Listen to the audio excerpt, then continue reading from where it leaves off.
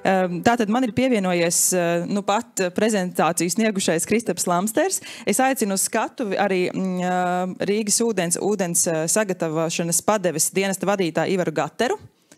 Lūdzu. Šīs vietas saimnieku RTU rektoru Tāli Juhnu. Jūs droši jebkur. Jā, nav numerēts vietas, var apsēsties.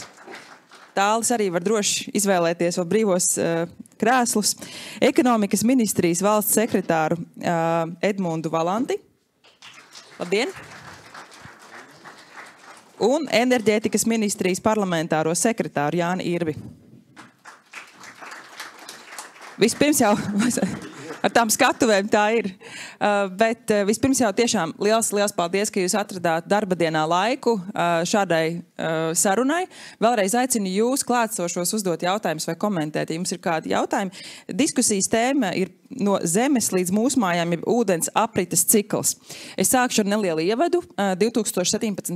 gadā mēs arī veicām ekspedīciju Svalbārā, kur satiekoties ar tā laika Polārā institūta vadītāju, skatījāmies dažādas līknes un grafikus un veidojām dokumentālu filmu, kā tad tas, ko mēs darām uz visas planētas, kaut kādā mērā atbalsojas jau. Mēs Kristapa prezentācijā redzējām šo Svalbāras reģionu, kurā ir ledāji, un tas, kas mani pārsteidza, tad, kad polāra pētnieks stāstīja par šo visu procesu, viņš vairāk kārt norādīja uz Baltijas jūru, atteci un kā šis te ūdens sasilstot virzās un kā notiek šīs te traumas. Un tas man personīgi bija tāds atklājums, ka arī tā Baltijas jūra, arī tā ikdiena, kurā esam mēs ar savu lauksaimniecības zemēm, ar savām izvēlēm un piesārņojumu, tas viss tālāk nonāk tur tālu pie ledājiem, kur stāvam mēs. Un savukārt tas otrs mans pārsteigums, kas ir vairāk tagad, ka tas viņa, teiksim, tie aprēķini vai tas, ko viņi Polāra institūtā rādīja, cik ātri ledājas kusīs, kāds būs temperatūras celšanās, viņš to, kas šobrīd notiek, ko mēs esam šobrīd, to viņš solīja 2050. gadu. Un skatoties uz temperatūras izmaiņām, es atceros vienkārši vēlreiz pārlūkoju to dokumentālo materiālu, ko mēs filmējām tātad pirms 8 gadiem. Izrādās, ka tas viss notiek daudz straujāk, daudz nepatīkamāk, nekā mēs to bijām paredzējuši.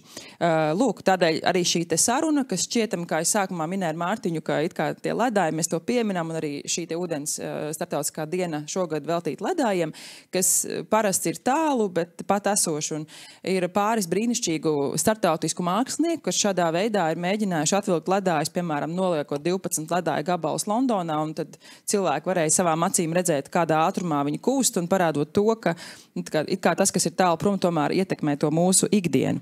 Bet es sākšu ar pirmo jautājumu. Vai ledāju kuršana var papildināt vai iztukšot mūsu pazemes ūdens resursus? Jo kā jau antropo orientēti mūs interesē tie cilvēki. Varbūt tad, Kristap, ļaušu jums atbildēt. Jā, prezentācija tad bija viens slaids, kurā bija redzams segledājs. Tātad Latvijā šis Skandināvijas segledājs pirms 20,000 gadu sasniedz maksimumu un tad pabaroja mūsu pazemes ūdeņus. Tad atbild būtu tā, ka mums būs vairāk ūdens. Nu, tanī laikā viņš pabaroja, tā ka mums bija šis segledājs. Ja mēs gribam, lai mums ir vairāk pazemes ūdens, tā ir ledāja ūdens. Nu, tad mums ir vajadzīgs atkal ledus laikmets. Un, diemžēl ledus laikmetu iestāšanos it kā regulē orbitālie cikli. Tie ir 3, bet šobrīd tā cilvēka ietekme ir tik liela, ka zinātnieki saka, iespējams nākamais ledus laikmets neiestāsies vēl kādus 500 miljonus gadu vai vēl ilgāk.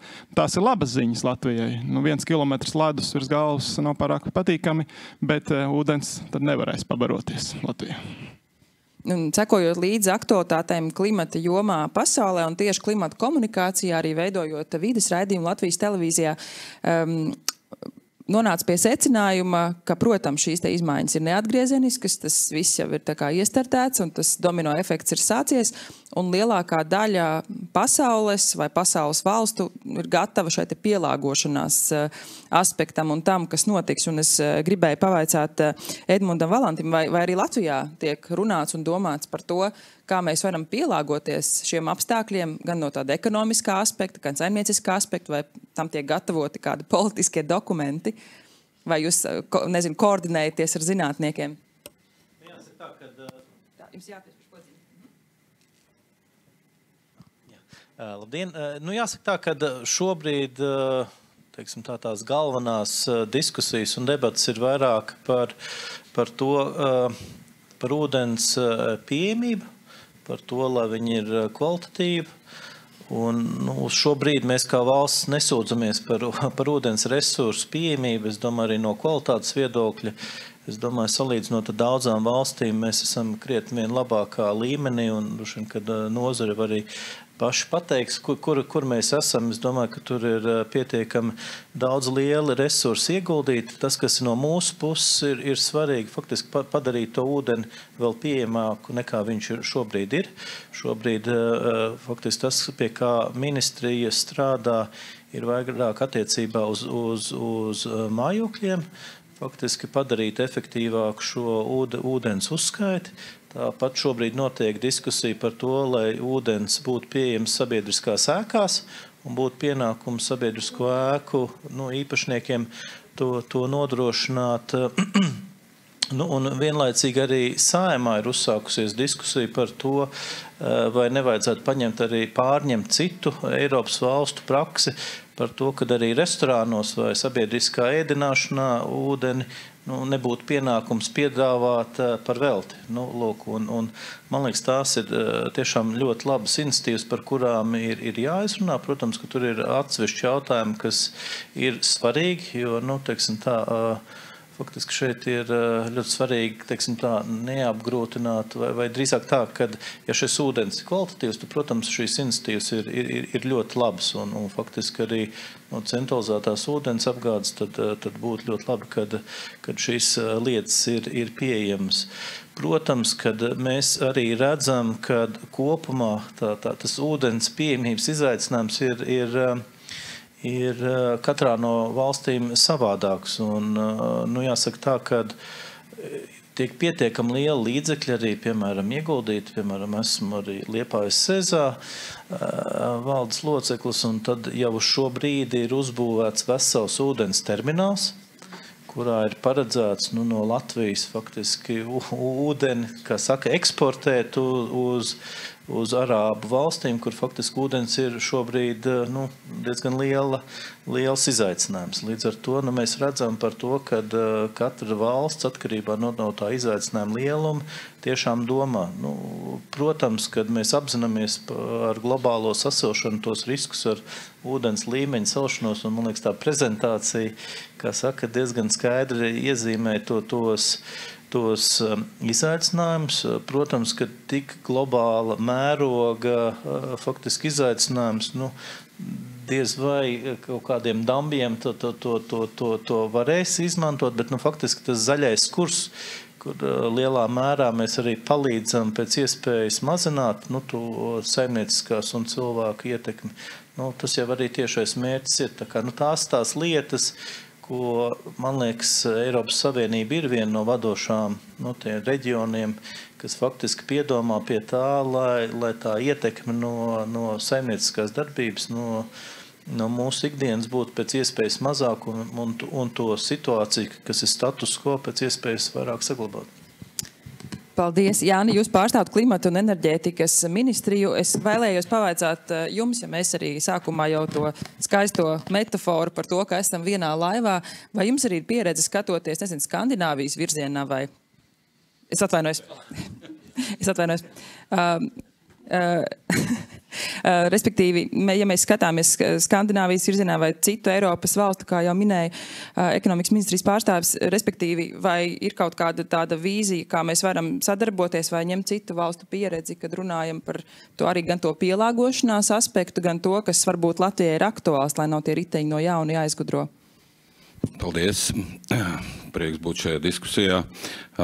Nedaudz varbūt bišķi no citas puses sākšu. Par pielāgošanos būtiskais uzsvars, uz ko mēs tagad liksim atkārtotajā mēģinājumā iet uz priekšu ar nelaimīgo klimata likumu, es nosaukšu viņu tā, jo likums bija labs, bet nelaimīgā laikā parādījās Saeimā. Tad jaunais likums, es jau varu diezgan droši apgalvot, nesauksies klimata likums. Tā nosaukums būs vairāk tieši par pielāgošanos un par šiem klimata riskiem, kas mūs sagaida, par to, kā mēs šos riskus varam vērst tieši par mūsu iespēju, respektīvi, kā tas labvēlīgi tomēr ietekmēs mūsu tautsaimniecību un šo mērķu sasniegšana. Faktiski mēs redzam, ka var dot arī dubultu ieskaiti IKP. Kopumā ņemot. Tāpēc galvenais uzsvars tiešām būs uz šo pielāgošanos. Protams, ka mēs citu valstu pieredzi ņemam vērā un noteikti neabstrahējamies no tās, bet tieši pretēji cenšamies paņemt to labāko, kas jau ir, jo īpaši Skandināvijas valstīs, protams, kas ir kā piemērs. Bet, protams, ka Latvijai arī kā mums tomēr ir savu ģeogrāfiskā situācija un savas iespējas un reizē arī izaicinājumi, tāpēc tieši pārņemt praksi mēs, protams, nevaram. Jāpielāgojas vietējiem apstākļiem un būsim godīgi mūsu iespējām arī tīri finansiāli. Bet kopumā runājot par ūdens pieejamību, es domāju, ka tepat nav jārunā, ka mums ir labi, es domāju, ka mums ir izcili ar ūdens pieejamību, ar ūdens kvalitāti, un te, protams, liels paldies nozarei, kas tiešām vienmēr arī ir piedalījusies visos procesos, lai šo vidas ūdens kvalitāti sasniegtu tik augstā līmenī. Un, ja es tā skatos uz visām nozarēm, kas ir šobrīd daudzām mūsu ministrijas pārziņā nonākušām, tad ūdens saimniecība nozare ir tomēr ļoti sakārtota un tur tādu lielu izaicinājumu pat nav. Ir tādas tehniskas problēmas, kuras, protams, kā visur vienmēr ir jārisina, bet kopumā ņemot mēs varam tikai visi kopā strādāt pie tā, lai vēl vairāk šo kvalitāti uzlabotu, pazeminātu, droši vien arī, kas visus interesē, izmaksas ūdens pieejamībai. Protams, mums ir jautājumi, kas ir aktuāli, tā ir dūņu apsaimniekošana, bet pie tā arī šogad tiek strādāts un būs arī atsevišķa programma. Mēs strādājam pie virzemes ūdens kvalitātes uzlabošanas. Ir ūdens ceļa karte, ir diskusijas Saeimā bijušas, un tur pasākumi ir iezīmēti ļoti daudz, plāni ir izstrādāti. Tas viss tikai, lai kopumā šo ūdens kvalitāti Latvijā ilgtermiņā skatoties uzlabotu un ka jebkurā gadījumā nepasliktinātu. Protams, lielais tāds nodrilētais vārds izaicinājums, bet nevar uzreiz atrast citu, ir, protams, direktīva, kas ir jau pieņemta Eiropas Savienībā, kas skar tieši ūdens un kanalizācijas sistēmas un to piemērošanu jauniem kritērijiem. Šeit gan vēl tas lielais darbs, kā atrast labākos risinājumus, ir priekšā. Mērķi ir uz 40. gadu, bet kopumā izmaksas mēs jau šobrīd vērtējam, ka tās ir jau vairāk kā 9 nulēm rakstāmas, respektīvi miljards plus. Tas faktiski ir tik daudz, cik mēs esam šobrīd jau ieguldījuši pa 30 gadiem. Tas mums šobrīd ir jāiegulda par 15 gados. Izaicinājums ir milzīgs, bet es domāju, ka kopā ar nozari mēs atradīsim iespējas, kā to realizēt. Jūs izteicāt komplimentu, un tad pajautāsim ar Rīgas ūdens pārstāvim Ivaram, vai tiešām nav nekāda izaicinājuma šobrīd, respektīvi, kas ir tas, es domāju, varbūt, manuprāt, lielākais izaicinājums ir šis komunikācija par to, ka tas ūdens tiešām ir dzerams, un arvien pārsteidz cilvēku, kuri saka, tiešām var dzert. Tad kas varbūt ir tas, kas ir darāms, vai kas ir veicams, vai kas jau tiek darīts, lai šis dzeramais ūdens no krāna būtu labs? Jā, paldies par iespēju piedalīties šajā diskusijā. Tas, ko jūs pieminējāt par to informāciju, tur noteikti asociācijai arī milzīgs paldies un visiem, kas ir profesionāli un ir iesaistīti ūdens ieguvē un sagatavošanā un padevē. Es domāju, ka tur nav faktiski vairs nekādu šaubu par to, ka mēs iegūstam, sagatavojam kvalitatīvu dzeramu ūdeni, kas būtu jālieto ikdienā. Un no tādiem augstākiem plauktiem, no direktīvām, no likumdošanām, manuprāt, ir tā, ka tās labās lietas mēs sasniegsim tikai tad, ja mēs sāksim paši ar sevi. Protams, tas varbūt būs viens piliens tanī jūrā, ko eksperts te tos sauc milzīgos skaitļus, ja? Bet paskatīsimies no tāda viedokļa. Mums tātad rīdziniekiem ūdens tiek sagatavots no 2 ūdens resursiem, tātad virszemes un pazemes. Faktiski šobrīd tas ir pusi uz pusi ir no virszemes un no pazemes. No pazemes 6 ūdens ieguves ierīcēm, iekārtām, diennakti strādā tikai 1. Tas nozīmē, ka pārējās 5 mēs tad, kad vajag, viņas tiek ieslēgtas, viņas tiek izslēgtas. Kas notiek, ja mēs padomājam no tā tehnoloģiskā resursa, tas tās iekārtas tā kā drusku bojā. Viņas ātrāk nolietojas. Mums ir vairāk jāiegulda jaunos sūkņos, kuru saražošanai vajag ļoti liels resursus. Mums ir vairāk jāiegulda jaunos aizbīņos, jaunās dažādās tehnoloģijās. Ja rīdzinieki arī tādā virzienā skatīsies, klaunu ūdens tiešām ir kvalitatīvs un vairāk dzers šo krānu ūdeni, jo tas būs daudz ekonomiskāk, daudz pamatotāk, daudz vienkāršāk viņu saražot. Ieejot veikalā, nekas jau netraucē rīdziniekam arī paskatīties uz to ūdens pudeli, kas ir iefasēta plastmasā, un padomāt ne no tā, ka es varu atļauties nopirkt pudeles ūdeni, bet drīzāk padomāt no tā, kādi resursi ir bijuši vajadzīgi šīs pudeles ūdens saražošanai, kas paliek pēc tam. Labi, es viņu nododu nodošanas punktā, es zinu, ka iespējams, ka viņš tur viss aiziet tā kā vajag. Bet šīs mazās lietas, ja mēs katrs sapratīsim, ka izmantojam to resursu, kas mums ir pieejams, kvalitatīvs, viņš palīdzēs tanī kopējā attēlā veidot to situāciju labāku. Un mums faktiski Rīgā ir tā unikālā iespēja šis pazemes ūdens, kurā tur ledus laikmetā viņš ir papildinājies ar resursiem un viņš ir ļoti kvalitatīvs. Tas ir tā kā es domāju, daudzi laukos no akas vienkārši pasmeļ ūdeni un dzer ūdens ir absolūti kvalitatīvs. Viņš nāk no gruntsūdens, Rīgas ūdens gadījumā viņš nāk no 30-40 metru dziļuma. Faktiski tur nekas vairāk nav vajadzīgs. Ja?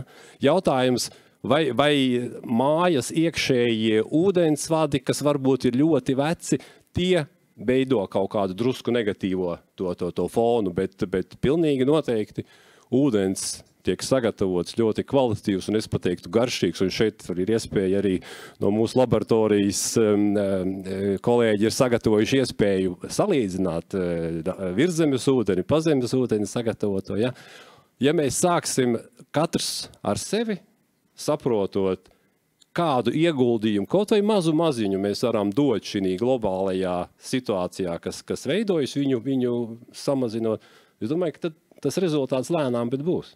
Un atgriežoties pie tās pamattēmas, kāda ir tā ūdens cirkulācija, kā mūsu rīcība ietekmē to, kas nonāk tātad ledājos vai veicina to kušanu vai piesārņojumu, vai tas, ko mēs liekam tajos notekūdeņos, vai tas kaut kādā mērā var to ietekmēt? Jautājums ir tālim, kurš ir gan ūdens pētnieks, ne tikai mācības spēks un rektors. Vai mūsu ikdienas rīcībā atsaucoties uz Ivaru ir kaut kas tāds, ko mums nevajadzētu darīt ikdienā? Jo es zinu, ka veicot analīzes var jau redzēt, kas tur nonāk kādi medikamenti un var noteikt kaut kādas arī sabiedrības paradumus. Bet, ja jums būtu jāsaka, kā mums palīdzēt vai neietekmēt ar savu ikdienas rīcību? Es domāju, ka tie galvenie piesārņojumi ir saistīti ar jaunajiem ķīmiskiem elementiem, kas ir vai nu laika gaitā uzkrājušies, un pat tagad, ja mēs to vairāk neizmantosim, tik un tā viņi būs sistēmā, piemēram, viss, kas ir saistīts flora organiskiem savienojumiem, arī mikropiesārņojumi, un, protams, jaunā direktīva arī par notekūdeni ņem vērā to, ka tas notekūdens attīrīšanas stacija, tas pēdējais solis, kur to var izņemt ārā. Protams, jautājums, kur tur to liksi, tad ir viens jautājums, kur tas uzkrāsies. Bet skaidrs, ka mūsu ikdienas paradumi, ja ņem kā piemēru šo flora organiskos savienojums, kas ir tātad veidojušies vairāk kā 100 gadus un uzkrājušies vidē, tas viennozīmīgi parāda, ka mūsu veids, kā mēs ražojam produktus dažādus un kā mēs viņu lietojam, ietekmē ilgā laikā, pēc 100 gadiem. Ja, to, ko mēs darījām pirms tam, tas ietekmē mūsu ilgtermiņā, tā kā viennozīmīgi. Tas, protams, izaicinājums notekūdens attīrīšanas stacijām, kuras atkal ir būvētas un dizainētas citiem, mazliet pēc citiem, parametriem, kā viņiem tikt galā. Te jau minēju to skaitli, ja Rīgas ūdens tagad arī plāno pēcattīrīšanu, tad vēl viena pakāpe būs, tas būs dārgi. Kādas metodas izmantos, ko darīs ar atkritumiem, tas aizvien ir vēl jautājums atklāts. Un kas varbūt tajā paradumu maiņā praktiski, ko mēs varētu varbūt mazāk darīt, jūsuprāt, kaut kāds praktisks padoms vai ieteikums? Es domāju, plasmas, protams, lietošana, it kā liekas tas tā kā triviāli izklausās, bet, tomēr tas ietekmē arī to, kā notiek šo te mikroplasmas un nanoplasmas uzkrāšanās vidē ilgtermiņā. Protams, mēs to neredzam, to maisiņu, kad iemetam varbūt īstermiņā, bet ilgtermiņā tas uzkrājums notiek.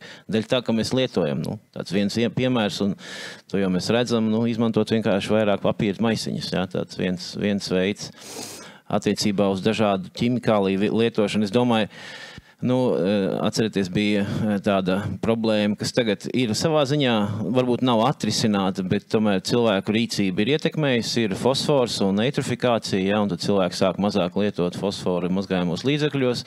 Protams, tās eitrofikācijas problēmas mēs aizvien redzam, bet tas tomēr samazināja slodzi fosforu uz notekūdens attīrīšanas stacijām. Ja.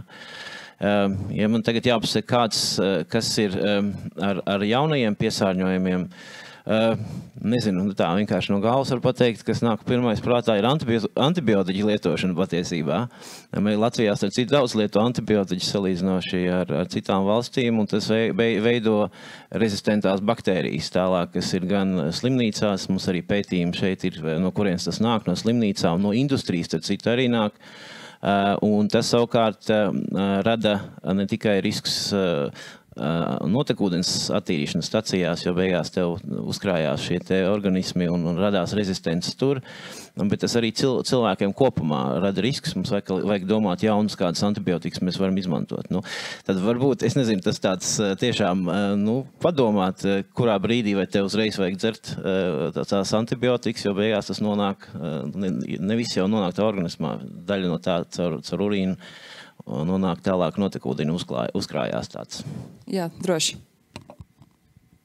Gribēju papildināt ar vēl vienu, varbūt, lai nav tik skumīgi šodien piekdiena. Pilnīgi piekrītu rektoru kungam par pirmo problēmu. Mums ir divas lielās problēmas, kas jārisina notekūdeņos. Tas ir veselības industrijas piesārņojums, un otrs ir tāds, kur man ir dilēma pašam, jo otrs lielākais piesārņojums ir kosmētikas nozare. Un lūpkrāsas, piemēram, mikroplasmas piesārņojums ir vienkārši grandios, bet šeit man ir dilēma, jo skaistas sievietes tomēr, es nevaru kaut kā izšķirties tad par labu notekūdeņiem vai skaistām sievietēm. Bet droši vien ekonomikas ministrijas pārstāvis piekritīs, ka Latvijā ļoti daudz dabiskās kosmētikas, ļoti veiksmīgi zīmoli, ko var gan stutēt mūsu vietējo ekonomiku, pērkot vietējos produktus, gan tos, kas ir ekoloģiski ražoti bez mikroplasmas elementiem. Bet es arī, piebilstot Tālim, ir daudz cilvēku, kuri arvien nezina, ka medikamentus nedrīkst mest podā. Es nezinu, kāpēc un no kurienes nāk šī tradīcija, ka, teiksim, tiem medikamentiem, kuriem beigušies termiņi vai kaut kādi sīrupi, kas ir palikuši pāri, bērnu sīrupi, kas ir arī antibiotikas, starp citu, tiek vienkārši izlieti podā, jo liekas tā sajūta, ka tur kaut kā nezinu, kāpēc ir drošāk. Un man tas ir tāds liels pārsteigums, ko, tā kā, es zinu, pat vesels kampaņas getliņi par to taisa, ka tā kā lūdzu medikamentus nesiet apakaļ uz aptiekām, tur ir speciāls kastes. Varbūt par to. Nē, un es vienkārši gribēju pieminēt, ka to mēs visi, tā viena priekšrocība notekūdenim ir tas, kad skatoties to, kas tur iekšā ir, mēs visi zinām, kas notiek arī pilsētā, kāda ir paradumi, ko ēd un ko lieto, un Latvijā ir savas īpatnības arī tur attiecībā uz to. Mums arī viens pētījums tieši par to ir atkarīgs no pilsētas, jā, atkarīgs ir no industrijas, kāds ir, Un patiesībā tieši tā ikdienas paradumi ļoti tieši ietekmē to, kas nonāk notekūdenī. Jā, tur ir ļoti tieši korelācija un atkarīgs no reģiona un atkarīgs no kultūras. Kristap, bet atskatoties vēlreiz uz to, ko mēs varbūt tiešām varam darīt, vai ir sanācis padomāt, kas ir tās ietekmes sfēras, nu tā kā pašam esot tur un rādot tās fotogrāfijas, ko jūs pats esat uzņēmis, kur redzami šie te melnie caurumi un viss kā kūst un tie ledā jezeri, vai mēs arī Latvijā kaut kā pie tā esam vainīgi un vai ir kaut kas, ko mēs šajā reģionā varam darīt, lai to mazinātu, vai ir sanācis par to padomāt? Vairāk sanācis tā globāli par to visu padomāt, ka tas, ko cilvēki rada, tas nokļūst visur, un mēs to vienkārši pētījumos redzam. Tad to pašu melno ogleklis pieminēja, kur tiek Antarktikā dziļurbumos atklāts, ka viņš tur ir. Līdz ar to ledāja vairs nav, Antarktika nav kaut kur citur uz citas planētas. Tepatās vien tā ir, visi ir pilnībā savienot savā starpā. Tāds ir tas varbūt vēstījums, ka visam, ko mēs darām, sekas atspoguļojas visā planētā un visas ekosistēmas ietekmē. Es mēdzu citēt savu vācu valodas skolotāju, kura vienmēr teica, ka, kad mēs tos giftīgos trauku mazgājumos līdzekļus vai jebko, kur nav arī fosfors, bet jebkāda cita ķimikālija, kad mēs to noskalojam, tad jau mēs pēc tam vēlāk arī paši to dzeram. Labi, tas skan ļoti triviāli un varbūt ļoti vienkāršoti, bet tas man arī, es uz 11. klasē likās domāties, tas, ka mēs notecinām kaut ko, tas vēlāk nonāk ciklā, kurā mēs, tas, kā jūs minat, viss ir saistīts. Bet viens no jautājumiem, ko ļoti bieži es dzirdu, ir, ja mums ir tik izcila situācija ar ūdeni, un mums tā ir daudz, tad bieži vien dažādos ceļvežos raksta, ir jāiztaisa krāns, tā kā, kad tu mazgā zobus, aiztaisa krānu vai taupi ūdeni. Jā, mums tā ūdens ir tik daudz, kāpēc viņš būtu jātaupa? Vai tas ir kaut ko labu dod, sliktu dod? Kā jūs atbildētu? Mums patēriņš nav pats augstākais pasaulē, tas ir pilnīgi skaidrs iedzīvotāji. Cik mums sanāk, jau tagad 110 kaut kas, jā, vidēji uz iedzīvotāju dienā. Litri, vienās sakot, es nezinu, pēdējā dati kādi ir, bet ap 110. Jā, tā kā mēs netērējam daudz. Un skaidrs, Rīgas, ja runā par Rīgas ūdens specifiku, jā, mums tās caurules ir tik lielas, ka mēs noteikti varam vairāk necināt tur, jā, jo tās caurules ir būvētas. Mēs varam atstāt krānu vaļā, kad mēs mazgājam zobus. Jā, ja jūs maksājat droši. Un jūs maksājat. Bet es domāju, arī globāli. Respektīvi, tas kaut kā ietekmē to, ka mēs Latvijā patērējam vairāk ūdens. Labi, mēs tur tās idejas vedam no Liepājas uz tiem reģioniem. Te gandrīz ar tādu humoru pieskaņu abi varianti ir ļoti labi. Gan atstāt krānu vaļā, jo tas, ko es teicu sākumā, tātad mūsu iekārtas darbojas vienmērīgāk, ekonomiskāk, labāk. Un pakalpojums kļūst lētāks. No otras puses, cilvēkam, kurš šodien lieto un viņam ir skaitītājs, lai viņam tīri konkrētajā mēnesī tas maksājums būtu mazāks, ir pareizi laikam to krānu tomēr aiztaisīt. Tātad tam ir saimnieciski iemesli, ekonomiski, tad ir vērts taupīt. Bet tāpat laikā es domāju, varbūt ir vietā komentārs drusku arī tas, ko eksperts saka par to, ka faktiski gan Antarktīdā jau ir melnais ogleklis un var sakot, diezgan daudz piesārņojumu ir visapkārt. Ka tas, par ko arī Rīgas ūdens jau domā jau kādu laiciņu un uz ko varbūt vairāk jāliek uzsvars tieši uz šī pazemes ūdens proporcijas palielināšanu ikdienas patēriņā, jo pilnīgi skaidrs, ka tam 30-40 metru smalkas smilts filtram izejot cauri, tas ūdens ir drusku kvalitatīvāks. Līdz ar to šeit tas aspekts par to drošību, ko mēs varam ar savām tehnoloģijām nodrošināt, lai iedzīvotājiem tiešām būtu pārliecība, ka tas ūdens, kas ir krānā, ir pilnīgi drošs. Kas arī noteikti ir viens no aspektiem, klausoties visas šīs globālās mikroplasmasas, visus piesārņojumus un visu, kad rīdzinieki faktiski jau var būt laimīgi un tas, ko mēs varētu domāt un darīt un likt to akcentu, lai šo sirdsmieru radītu, kad arī tas produkts, tas pakalpojums, ko mēs sniedzam, ir tiešām kvalitatīvs, pamatoti kvalitatīvs un teiksim, ļoti labs. Varbūt varu papildināt nedaudz. Gribēju vienu akcentu vēl par ūdens daudzumu vai pieejamību. Tad viens no jautājumiem, ko mums, protams, ir jārisina, skatoties ilgtermiņā, ir, protams, virszemes ūdens daudzums upēs. Un, teiksim, ja man vēl nesen likās, ka pie mums tas nav iespējams, tad, ja man atmiņa neviļ, tad 2013. gadā ar ūdens pieejamības problēmu saskārās Varšava, kas ir tomēr tepat no mums netālu, un Visla bija tik daudz nožūsi, ka faktiski ūdens ņemšanas vietas bija virs ūdens. Es gan pats to arī esmu apskatījis dabā un ar kājām pat gājis pāri pie tām ūdens ņemšanas vietām, bet tas nebija 13. gadā, bet tas atkārtojās jau manuprāt, jau vēl 2 vai 3 reizes. Un ja cienījamais zinātnieku kungs teica, un nomierināja, ka ledus laikmets mūs sagaida vai nesagaida kaut kādā pārskatāmā nākotnē, tad no vienas puses tas nomierina, no otras puses tas sausuma horizonts pie mums tomēr tuvojas, vai ne? Nenoliedzami.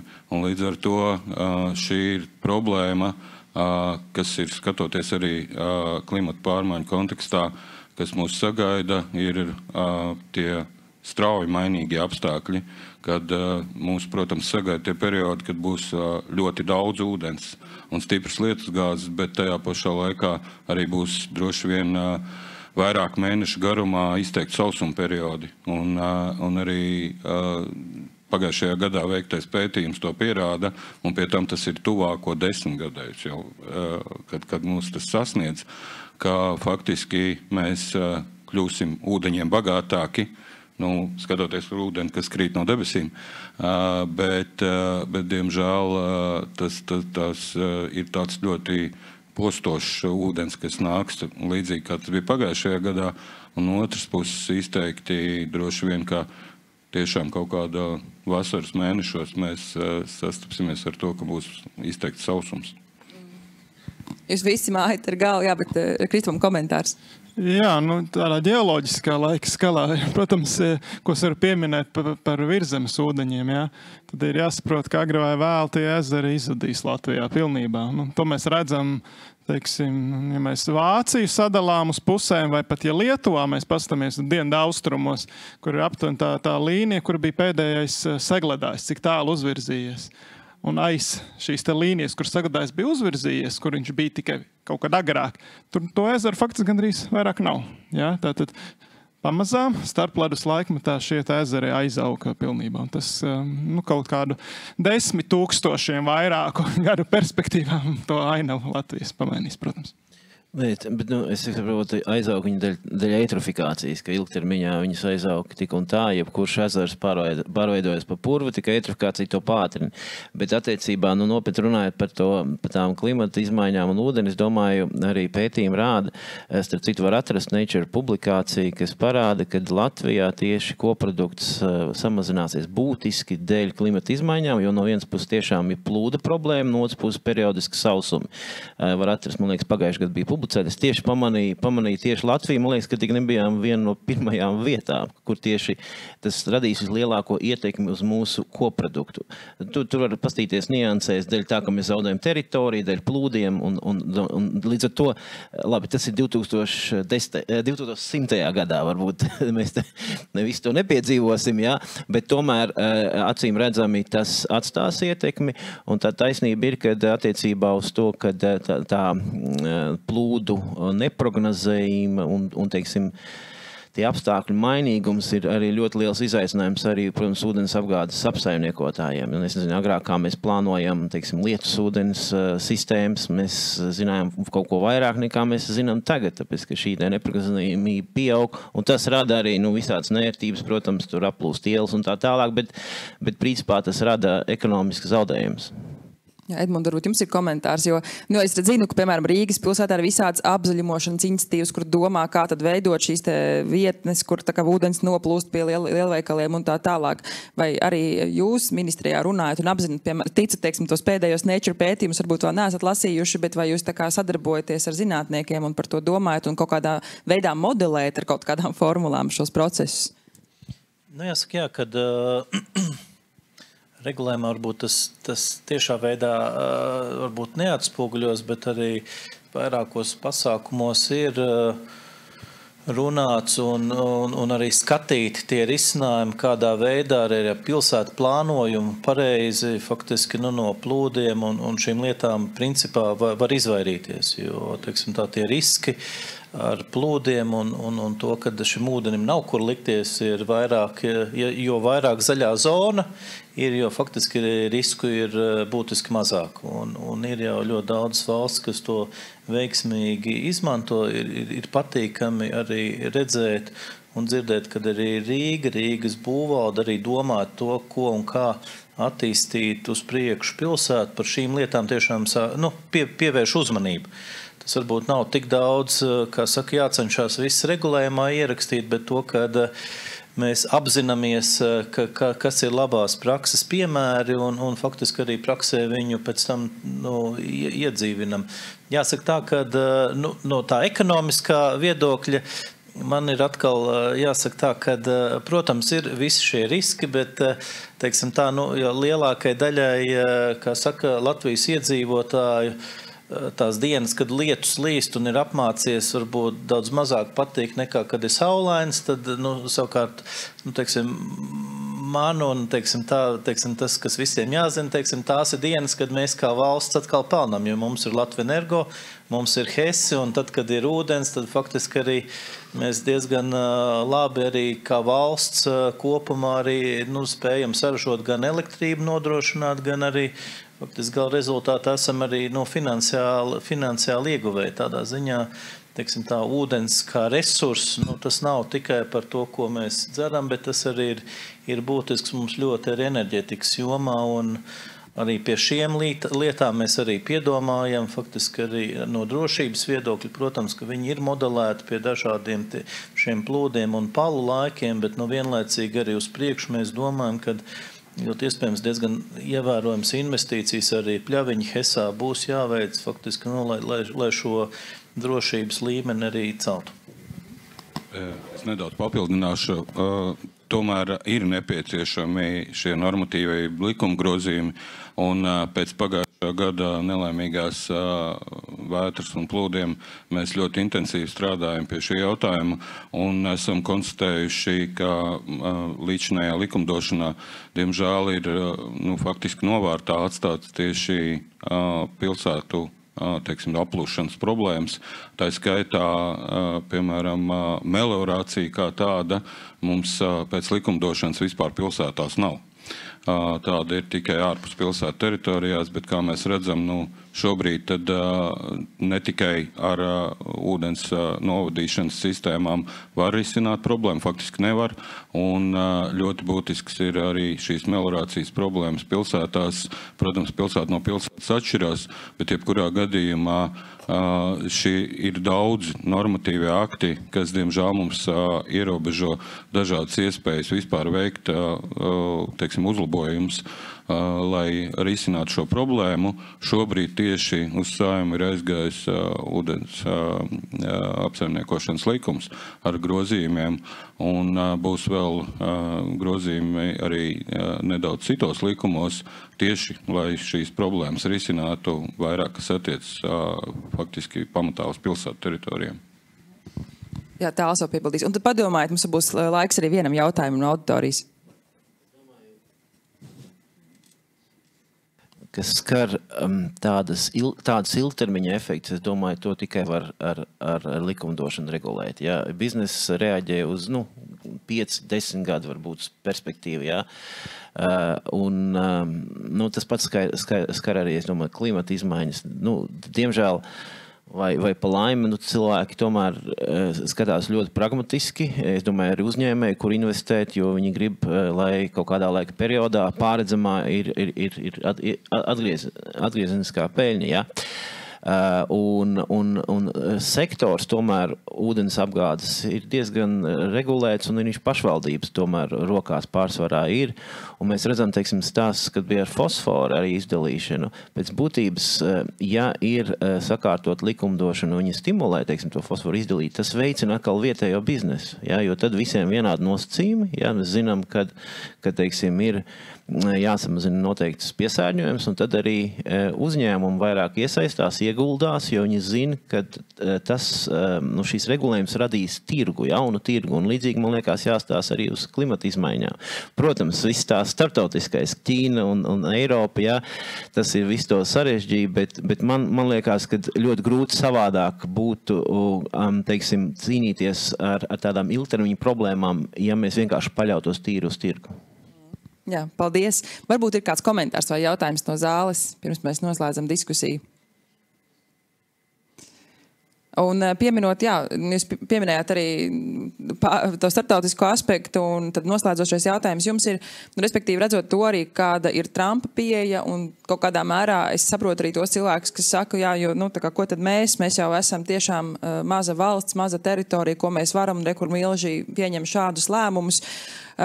Kas ir tiešām tas, ko mēs katrs vēlreiz praktiski varam darīt, lai tad saglabātu mūsu to ūdens kvalitāti un lai to, ka mūsu ūdens ir labs. Viens ir, es sadzirdēju, tā kā aicināt politiķus sakārtot likumdošanu, otrs pašiem būt atbildīgiem individuāli nepiesārņot lieki ar plasmasu, pieņemt pārdomātus lēmumus, bet varbūt ir vēl kaut kas, ko mēs varam darīt, lai tad mēs arī, vai mēs vispār varam kaut ko ietekmēt, vai šī doma tomēr mūs neparalizē, ka redz, lielvalsts dara šādi, un ko tad mēs? Es varbūt tas, ko es gribēju divas vēl pieminēt, tādus aspektus vai jautājumus, un viens ir steidzami risināms, un šī būs tāda liela diskusija arī, tā skaitā politiskā, tas ir tieši par drošību, skatoties uz, diemžēl, to apdraudējumu, kur mēs esam šobrīd. Un skatoties no ūdens pieejamības, šis ir ārkārtīgi būtiski, lai ūdens tiktu nodrošināts arī tajā nepatīkamajā krīzes brīdī. Un ūdens faktiski ir pats, teiksim, kritiskākais, jo tas, tā ietekme parādās uzreiz, ja, jo bez ūdens mēs nevaram iztikt, nerunājam pa dienām, ja, tās ir stundas. Un šeit ir, protams, jautājums par izmaksām, jo faktiski mēs esam visu laiku gājuši uz centralizāciju, jo, protams, ka tādā veidā mēs samazinām izmaksas, bet, diemžēl, Ukrainas pieredze parāda to, ka faktiski mums ir tomēr jāiet abi ceļi un jāveido arī tātad necentralizēta, jeb decentralizēta apgāde. Protams, primāri tur, kur ir lielāka iedzīvotāja koncentrācija, jeb tās ir veselības iestādes un tam līdzīgi. Un vēl viens tāds, ko es atminējos, ģeopolitiski skatoties, bet neskarot Trumpa kungu, man liekas, pa daudz viņam uzmanības mēs te veltam. Viņam patīk, protams. Tad tīri Eiropas kontekstā tas, ko es atceros no vienas vizītes tepat Eiropā, kad 3 valstis kaimiņos esošas stāstīja vienu un to pašu, ka tas bija vēl pirms Ukrainas kara, ka viņu prāt, protams, neformāli runājot, iespējamība, ka Eiropā var būt izcelties karš, ir tieši dēļ ūdens pieejamības, un tā ir Donava, un tās krastos esošās valstis, kurām šīs upes ūdeņi ir vitāli nepieciešami, gan skatoties no transporta un loģistikas, gan lauksaimniecībā, gan dzeramajā ūdenī. Un tur faktiski šobrīd tā situācija ir nonākusi jau līdz kritiskam līmenim, kad karš, ja var tā teikt, hibrīd karš ir sācies, jo faktiski šīs valstis viena otrai tieši atņem ūdeni. Vēlreiz varam būt priecīgi, cik mums ir ļoti labi paveicies šobrīd, vismaz, kamēr vēl varam tā piemību nodrošināt. Jā, pavisam īsi. Jā. Pavisam īsi vēlreiz to uzsvaru uz praktisko, uz katru no mums. Tātad vēlreiz aicinot dzert krāna ūdeni, jo tas ir pilnīgi droši pierādīts. To var prasīt zinātniekiem, to var prasīt asociācijai, ka krāna ūdenī noteikti ir U-vitamīns. Vai fasētajā ūdenī ir U-vitamīns, mēs neesam pārliecināti. Un ja mēs domāsim no tāda aspekta, ka saražot fasēto ūdeni, mēs atbalstam būtiski sliktu ietekmi uz pasaules klimata visām problēmām, Varbūt caur tādu prizmu mēs kļūsim drusku labāki un palīdzēsim mums tik ātri nesasniegt tās globālās kataklizmas, par kurām arī mēs šodien uzzinājām daudz. Paldies! Atsaucoties uz to, es katram no jums, tiem, kas piedalījās, dāvinu pudeli ar U vitamīnu, atdzesēts krāna ūdens, drošā pudelē, kas nav nekādā mērā saistīta ar plasmasu. Tā kā liels paldies jums par dalību diskusijā. Saklausīju to, cik būtiski šobrīd ir tiešām pielāgoties pārmaiņām, sakot līdz likumdošanai, praktiski rīkoties, un vēlreiz tā kā apliecinājums tam, ka mums ir ļoti paveicies ar to vietu, kurā mēs dzīvojam, kur mums ir labs kvalitīvs ūdens. Liels paldies jums!